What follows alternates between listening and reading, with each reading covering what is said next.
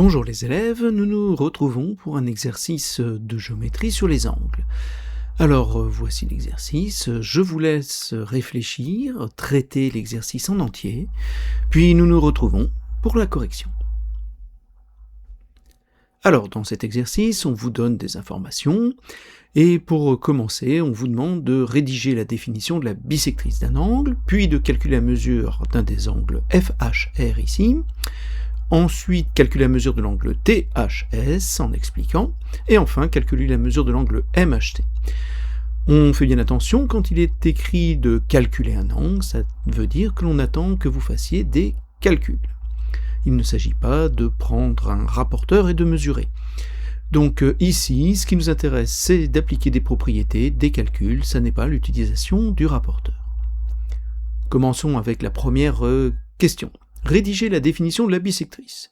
Qu'est-ce que c'est que la bisectrice d'un angle? Nous avons vu dans la leçon que c'était une demi-droite qui partageait un angle en deux angles de même mesure. Pour être parfaitement rigoureux, on dit en deux angles adjacents de même mesure. Donc ici, cette information nous permet de savoir que, puisque FH ici, ou HF plutôt, cette demi-droite est la bisectrice de cet angle, elle va donc partager l'angle en deux angles de même mesure, ces deux-là. Je les ai codés ici. Nous avons donc cet angle et cet angle qui ont la même mesure, et qui vont donc valoir chacun la moitié de 86. C'est ce que j'ai rédigé ici. Comme la demi-droite HF est la bisectrice de l'angle MHR, on a donc FHR, cet angle-là, qui vaut la moitié de 86. La moitié de 86, c'est donc 43 degrés.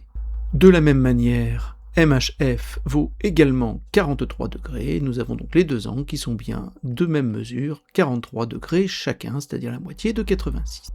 Troisième question, on vous demande quelle est la mesure de cet angle en justifiant.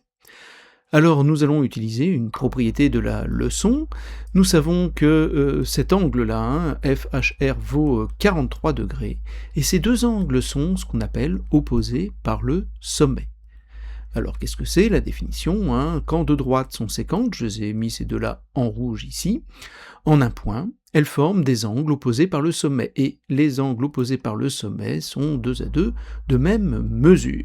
Ainsi, comme les deux droites que nous avons ici sont séquentes en un point H, elles forment des angles opposés par le sommet de même mesure, ce que j'ai indiqué là.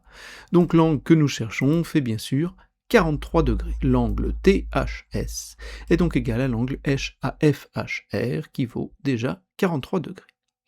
Dernière question, on nous demande de calculer la mesure de l'angle MHT ici. Alors il y a plusieurs méthodes pour le faire, mais la plus simple à mon avis, c'est que comme nous savons que cet angle-là vaut 86 degrés, et qu'ici les points sont alignés, on a donc l'angle RHT qui est un angle plat, et nous savons qu'un angle plat mesure 180 degrés. L'angle qui est ici que nous cherchons, c'est donc 180 degrés moins les 86 degrés. Et nous obtenons 94 degrés pour l'angle MHT. Voilà pour cet exercice qui faisait utiliser des propriétés de la bisectrice et des angles opposés par le sommet.